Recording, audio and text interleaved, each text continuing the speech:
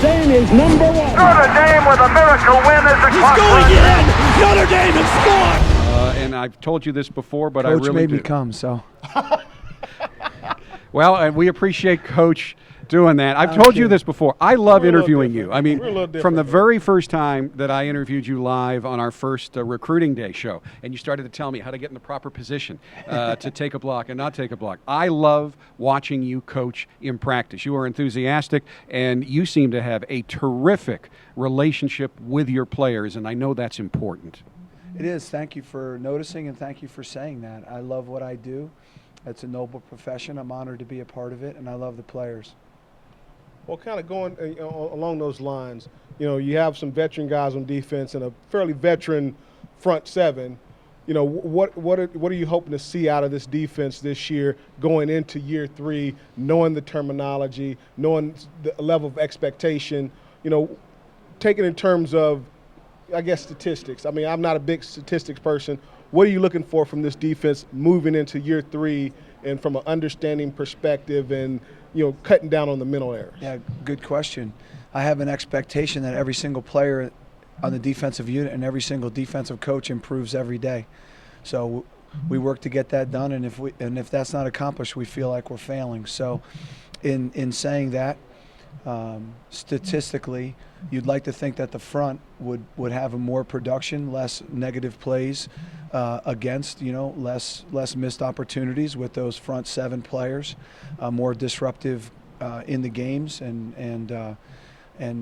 able to whip their individual matchups more than they were a year ago. That would be an expectation, and that each player in the back end improves their game. To think that there would be statistical improvement in the secondary would be a stretch. It's just not going to happen. The players as a whole are too deep. All eight guys are just not going to be as seasoned as the guys were a year ago. Manti is clearly one of the best players ever to play at Notre Dame. Through your eyes, why is he special, and how has he improved both on and off the field as compared to last year? Manti's a perfect example. His game comes along every day. And it's really him. He works at it. He goes to every drill with a demeanor that he's going to get better in that specific drill. He doesn't take one moment off. He's in the meetings. He's taking coaching. He's coaching himself. He's asking questions. He's inquisitive.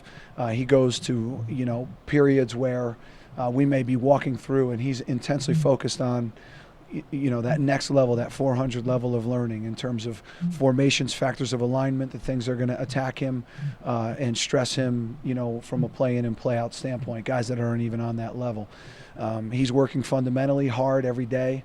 He attacks the drills at a higher level of intensity even than the rest of the group does to get better fundamentally. So he gets better every day.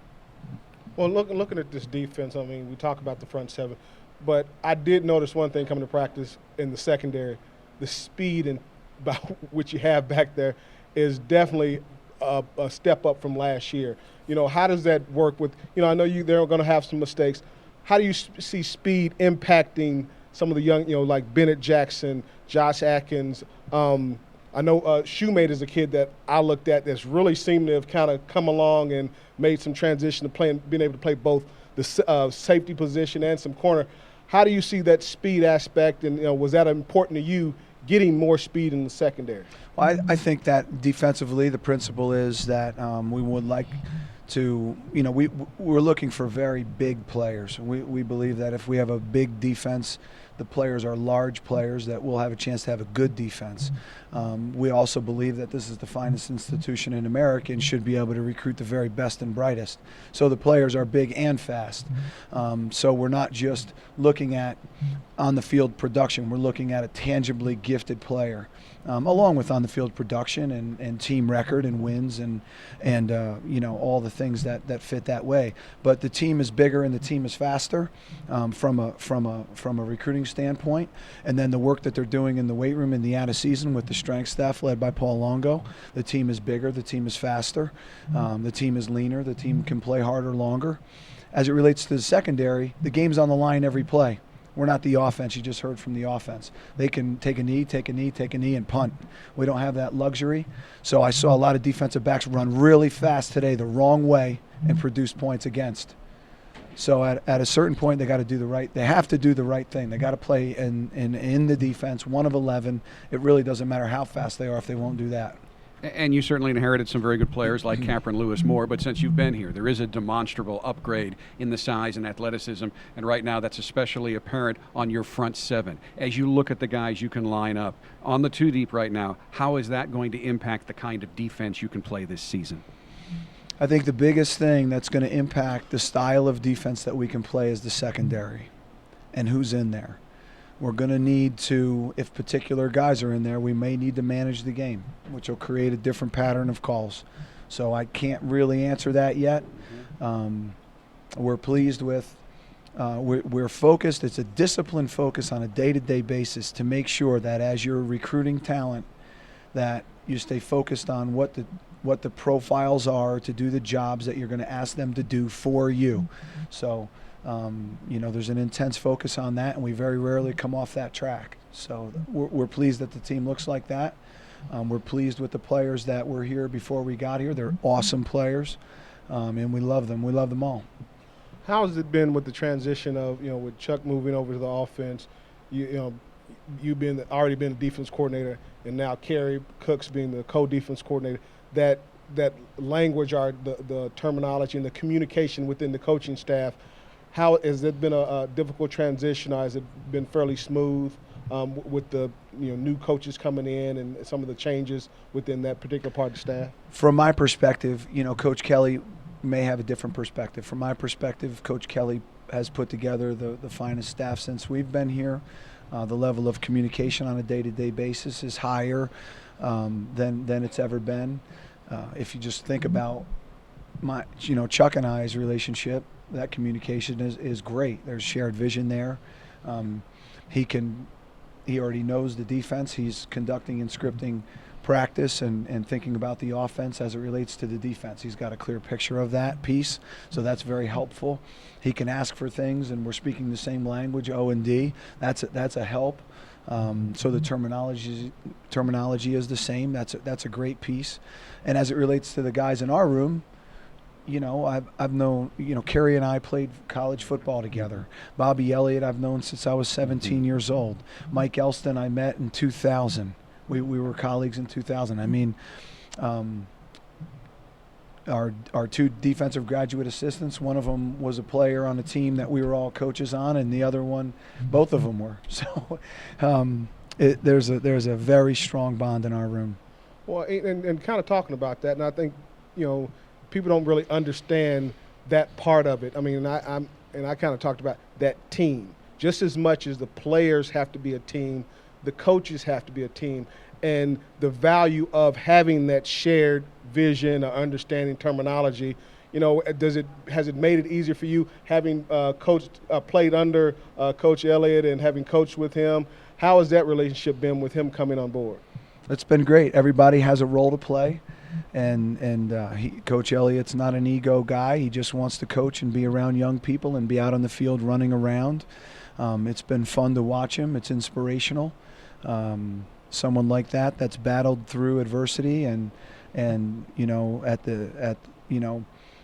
he's been there, done that, and the role that he's in, to see him show up every day and grind and have fun and be energetic and passionate and be on the field with zeal and coaching hard, and it's just an exciting thing to be a part of, and I enjoy it immensely. And the communication is great, that we all have a shared vision and one heartbeat. We don't have to spend a lot of time getting guys redirected.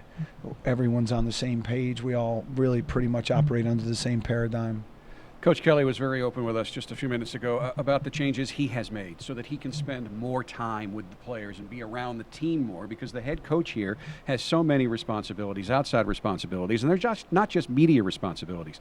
In the offseason, you were elevated to assistant head coach, and I have been told that some of those off-the-field responsibilities have now been given to you. What does that mean to you, that the coach obviously trusts you enough to give you some of those responsibilities and just the responsibility of taking those on? It's an honor. It's an honor, and Brian Kelly, Coach Kelly's done a fantastic job with the staff, coaching the coaches, and he's done a fantastic job with the team this out of season. He's exactly spot on with the decisions that he's made, and it's been awesome for me to be a part of that role and communicating with Coach on a daily basis about personnel and staff personnel and staffing, personnelling the defense in particular and the team, talking to him about different team energy, team unity type things.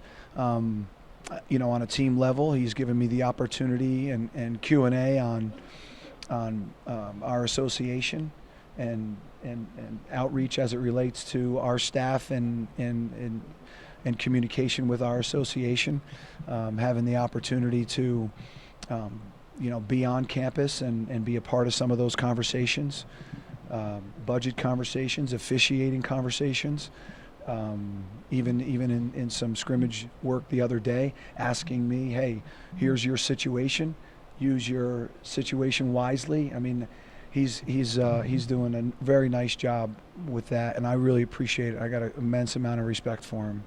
Well, you've had the opportunity to coach under another really good coach, Al Golden.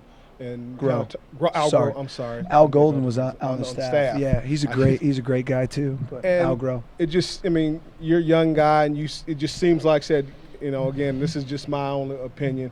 Seem to be on a fast track for head coaching. Not saying that no one think that I'm saying he's leaving, but how important is it taking that next step and being groomed in that role, and how valuable has that been under Al Groh and now under Coach Kelly? Well, I would just like to add that I absolutely love it here.